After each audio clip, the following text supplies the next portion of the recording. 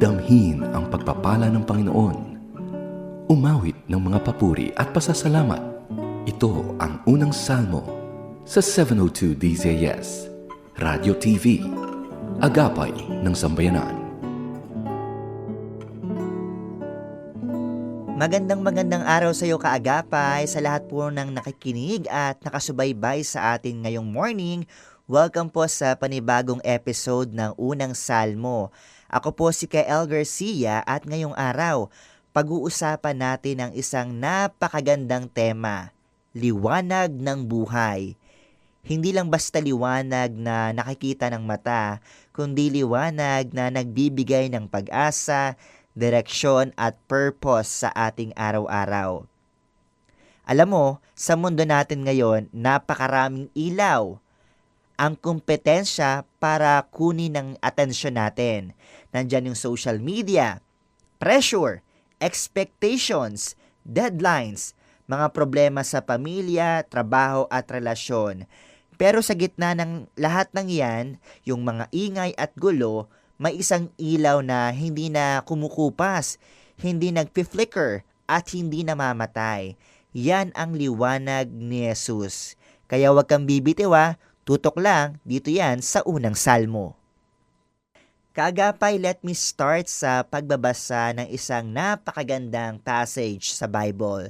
Samahan mo ko, sabay-sabay tayo. Buksan mo sa Book of John, chapter 8, verse 12.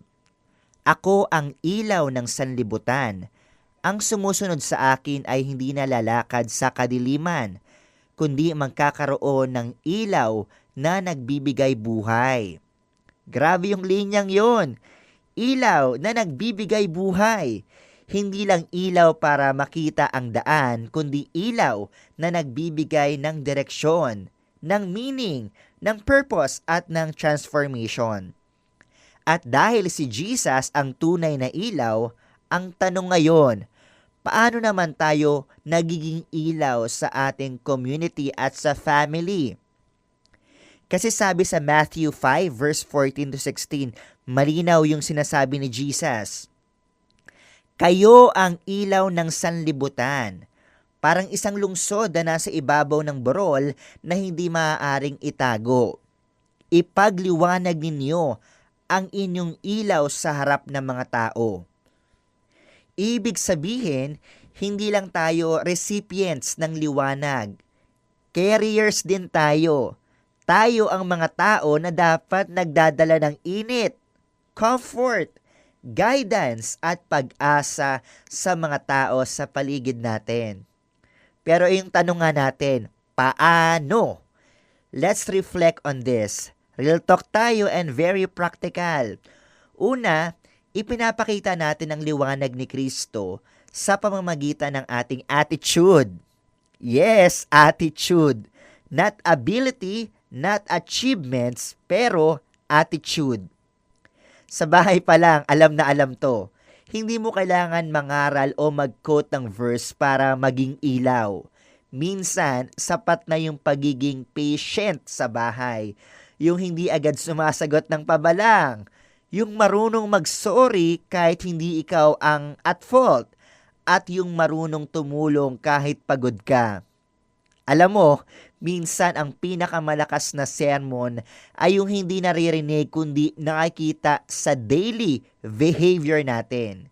Ikaw ba yung nagiging source ng tension sa bahay? O ikaw yung nagiging source ng warmth at peace? Sabi sa Philippians 2 verses 14 and 15, gawin ninyo ang lahat ng bagay nang hindi nagrereklamo o nangangatwiran upang kayo'y maging mga ilaw sa sanlibutan. Kaya pala minsan ang dilim ng isang bahay kasi puso pa lang madilim na. Pero kapag pusong puno ng grace, pusong puno ng Christ-like attitude, automatic, umiilaw ka, nagliliwanag. Kumbaga sabi nga shining, shimmering, and splendid. Pangalawa natin, nagiging liwanag tayo sa pamamagitan ng ating kindness. Kindness na hindi performative, not for content, not for applause, not for likes, not for engagements. Kindness na totoong nanggagaling sa puso. Alam mo ang kindness is one of the most underrated forms of ministry. Yung tipong hindi naman malaki pero ang lalim ng epekto. Like yung simpleng pag-abot ng pagkain, pagbati ng good morning, pag-abot ng tulong sa workmate mo na hirap, pag-aalaga sa anak, pag-check sa friend, 'di ba? Baka mamaya madaming iniisip. Lahat 'yan, it serves your light. Sabi sa Ephesians 4 verse 32, maging mabait kayo sa isa't isa, matulungin at mapagpatawad. Kapag ang puso mo ay may kindness, ramdam mo yan sa mundo sa paligid mo. At sa panahon na puno ng galit, sarcasm, cancel culture at comparison, ang kindness ang nagbibigay liwanag na hindi kayang ipaliwanag ng mundo. At pangatlo, nagliliwanag tayo sa pamamagitan ng pagiging present. Yes, your presence is a present. Hindi kailangan maging perfect, hindi kailangan palaging tama, hindi kailangang may sagot sa lahat. Pero kapag nariyan ka, kapag willing kang makinig, kapag handa kang mag-pray with someone, kapag willing kang magdala or maglakad beside someone sa panahon ng hirap, that is light. Kasi maraming tao ngayon ang dumadaan sa dilim. Merong mga emotional darkness, spiritual dryness, season of uncertainty, sadness at loneliness. At minsan pa nga simple presence mo ay enough na para maramdaman na may pag-asa pa. Jesus did this often. Yes, siya ang light of the world. Pero pansinin mo, He didn't just preach the light. He became a presence of light. He walked with people, sat with the broken, ate with the sinners, listened to the hurting. Ganoon din tayo. Hindi kailangan malakas ang boses. Kailangan lang maabot. At pang-apat natin ito additional. Nagiging liwanag tayo sa pamamagitan ng pagbabahagi ng ating faith. Ito ang challenging. Pero tandaan hindi ito laging tungkol sa pagbibigay ng sermon. Sometimes, the most powerful way to share Jesus is through the stories of what He did in your life. Kapag nagkukwento ka tungkol sa answered prayer mo, yung miracle na nangyari sa family mo, yung peace na ibinibigay ni Lord nung broken ka, yung restoration na ginagawa niya sa puso mo, hindi mo nawamalayan, nagliliwanag ka. Testimony mo yan. At sabi sa Revelations 12 verse 11, They overcame by the word of their testimony. Remember, your story is light, your breakthrough is light, your healing is light, your transformation is light. When you share Jesus, you shine. Nagliliwanag ka. At syempre, ang pinakamahalaga, you cannot shine unless you stay connected to the source. Huwag nating kalimutan, hindi tayo ang ilaw. Tayo ay reflectors lang ng ilaw ni Jesus. Parang buwan, hindi siya nagpo-produce ng sariling liwanag, pero maliwanag siya kasi nagbibigay ang araw ng liwanag. Ganoon din tayo kapag malayo tayo kay Lord. Mabilis tayong maubusan, mabilis tayong mapagod, mabilis tayong mamatay yung shine or yung ningning. Pero kapag rooted tayo sa Kanya, through prayer, devotion, obedience, and worship, natural na nagliliwanag ang buhay natin. Sabi pa sa Psalm 34 verse 5, Those who look to Him are radiant. Ano ba yung radiant?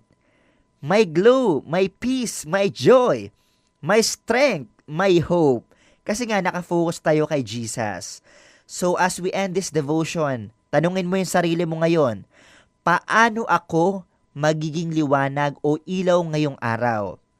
Maaaring sa trabaho, sa bahay, sa school, sa ministry, or sa community. You don't need to be grand. Hindi mo kailangan na ipakita public. Hindi mo kailangan na visible. Madalas ang pinakamalakas na liwanag ay yung hindi nakikita. Yung nanggagaling sa puso mo, silently you're doing your best to show your light to others. Kaya kaagapay, pray tayo ngayon.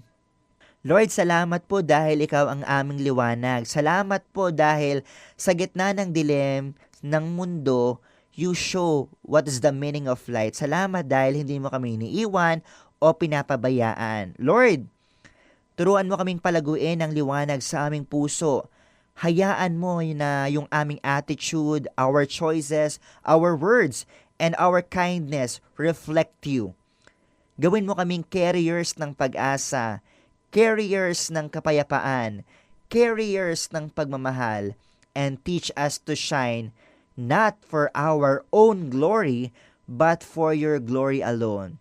This is our prayer. In Jesus' name, Amen. Kaagapay, let me remind everyone na nakikinig at nanonood ngayon, patuloy kang magliwanag, hindi dahil sa magaganda mong gawa, kundi sa liwanag na nagmumula kay Kristo.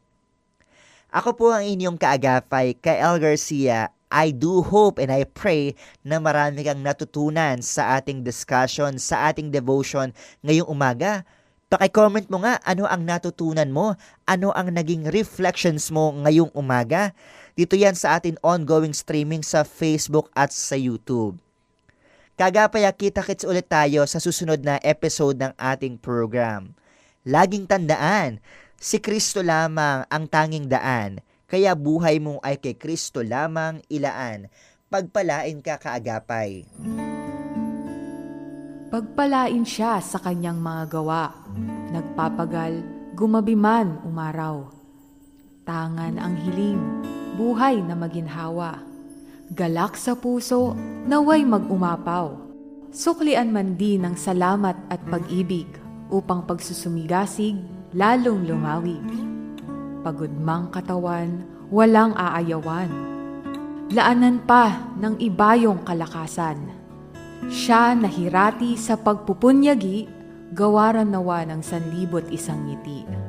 Pagpalain nawa, gawa ng mga kamay, tanging hangad ay maalwang buhay. Nag-aabang ang bagong araw, sa katapatan mong kailan may di bumibitaw.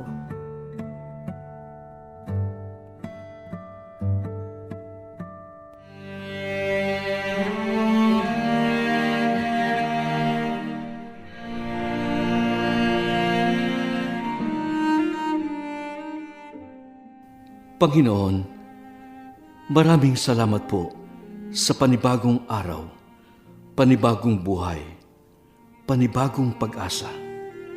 Sa aking paglalakbay, kayo po ang siyang gumabay. Sa paghawak ko ng aking manibela, ikaw ang siyang maging direksyon. Sa bawat tutunguhin, sa bawat paroroonan, ligtas na biyahe ang aking hiling. Pagpalain nawa ang aking mga kamay upang maihatid ng maayos ang bawat mga sakay. Bigyan po ninyo ako ng matuwid na pananaw at mahabang pasensya sa mga kakaharaping pagsubok sa lansangan. Paghariin po ninyo ang pusong mapagpakumbaba at malawak na pangunawa sa kapwa. Dalangin ko po na sa maliit kong pamamaraan ay maging pagpapala ang aking sasakyan. Sa inyong mga kamay, isinasalang-alang ko ang kaligtasan ng aking patutunguhan. Sa pangalan ni Jesus, Amen.